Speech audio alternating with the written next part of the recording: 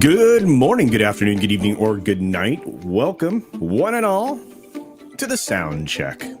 Glad to be here this morning. A little bit behind schedule, as I would expect. Most people are on a holiday. Lots of people out shopping. But then there are all of you hanging out with me, which I appreciate so very much. And we've got Liger Fan, the memes of destruction. Naked Fame, awesome one, is hanging out here as well.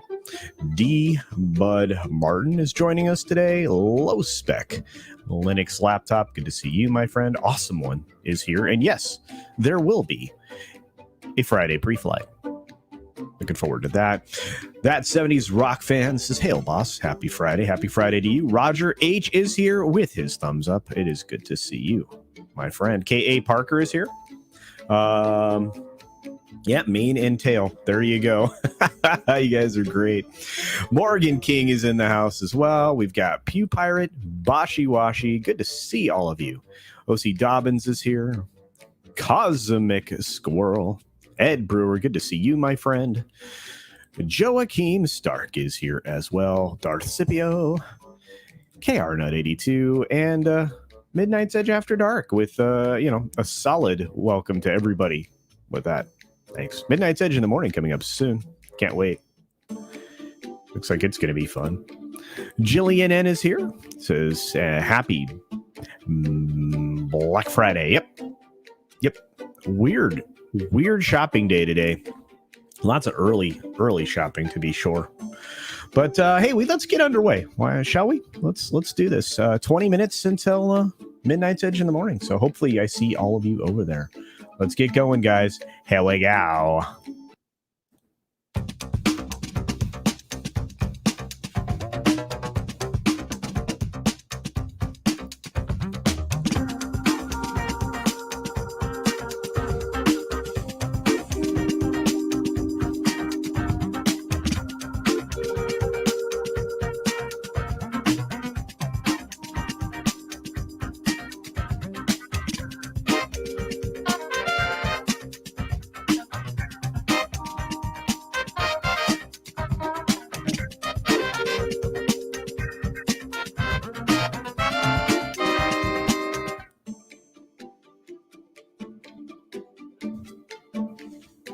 Good morning, good afternoon, good evening, or good night, wherever you are, whenever you're watching. Thanks for checking out the 6-Minute Daily. We don't have that many stories today, and that's good. Well, it's not great, but look, I try to give you as many stories as I possibly can in as short a period as possible, but because it was a holiday yesterday, which, happy Thanksgiving again, everyone, there's not as many stories in the Hollywood sphere, or in entertainment, or even in the news. Have you noticed that?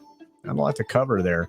But there are some stories, and we'll cover them. Liverpool's Littlewoods studio project is eyeing its early 2022 construction. This will probably take the better part of a year, if not a year and a half, to actually get built. There's a lot of materials issues that they're going to run into with this, but it's going to give even more production space for productions, which they're going to desperately need, and we will get to a story in a moment as to why.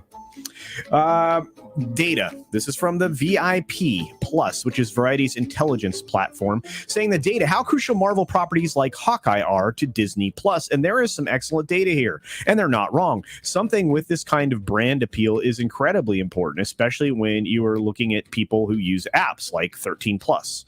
And basically 96% of the respondents that they reached out to say that they'd used Disney Plus. If you want to look at some of the metrics, people that are interested in viewing Hawkeye on Disney Plus are 65.9% likely to watch it, or definitely, 11.5% likely, 12.8% are unsure, and 9.8% say no. Of course, as we all know, this is a bait and switch. Hawkeye is actually going to be Kate Bishop. Yay. How NFTs will disrupt gaming and music in 2022? Well, it's already doing it. There are billions and billions of dollars in money have already been exchanged via NFTs. You're going to start seeing that grow. You're going to start seeing that as a disruptor in the industry. Over $3 billion in NFT sales across 10 blockchains were reported last month. Obviously, the base for that is Ethereum for the most part. And essentially, over half of that money went through Ethereum purchases. So that's kind of an interesting thing. If you guys want to get into NFTs, I will be actually releasing NFTs in the near future, probably with the new year. And each one of the thumbnails that I create that's authentically the thumbnail for the show, those will be released as NFTs. Why not? Box office, Encanto wins Turkey Trot with 5.8 million. Gucci earns 3.4. Ghostbusters did pretty well. I think those numbers are unreported, but I think we'll have more insight into this after the weekend. 700,000 wasn't really the number that they were looking for, but again, Encanto, if you're a big Disney animated film on a Thanksgiving Day, this should have done more, to be honest with you. General Hospital is losing its second regular. This is the guy right here over the mandate that they are requiring for their actors. His name is Steve Burton. He's following Ingo Rudemacher out the door, and you probably see more of this happening and more people finally coming to the conclusion that they can take control of their own self, I guess, for lack of a way of putting it. Game Awards creator Jeff Keighley looks ahead to December's ceremony. There's not a front runner. Yeah, no kidding. There were no good games released this year. Nothing fantastic. I mean, technically, I guess Halo, if it makes it in, is it going to make it into the marketplace other than the beta multiplayer? I don't know. But nothing that was released this year, at least a major game, massive title, is worth even caring about because they all released with epic levels of flaws and issues. Reminder that Disney's planning to spend $33 billion on content next year. They are. Most of it is going to be spent on shows and movies for its streaming platforms. At least it says substantially more. Let's just put it that way. They're spending $8 billion more in 2022 than in 2021 for their platforms. That I believe that it was $14 billion. So it's basically the most of the money is being spent on their stupid streaming stuff. Queen guitarist has slammed the Brit Awards for scrapping gendered categories between male and female artists. Yeah, let's again. You're starting to see some pushback against a lot of the language changes and the issues around these things. Eliminating categories, traditional categories that essentially defined the awards is going to be a problem. We'll have to see where things land eventually. Bryan Adams has tested positive again for the second time inside of a month. He will not be performing at the Rock and Roll Hall of Fame ceremony as planned.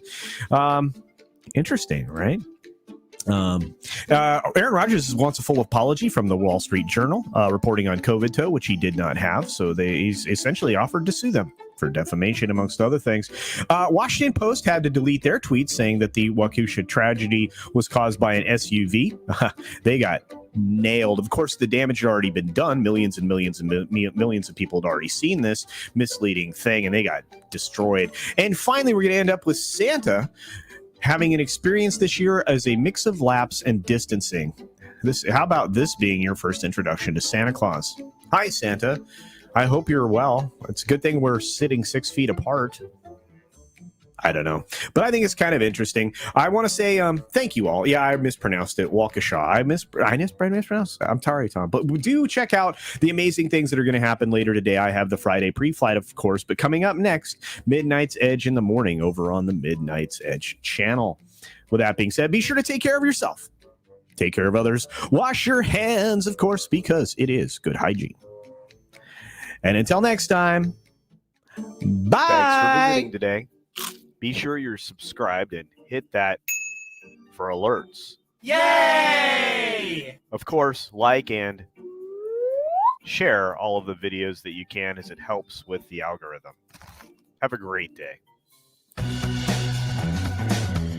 All right, and as the credits roll, everybody, thank you for being here. You guys are amazing. Gonna be a full packed day. Like I said, lots and lots of shows. Obviously, the one I just talked about. Midnight's Edge in the morning, then Friday pre-flight. Probably be a fairly abbreviated pre-flight. I know that lots of shows are starting early, so be prepared. Here we go, guys. Have a great one.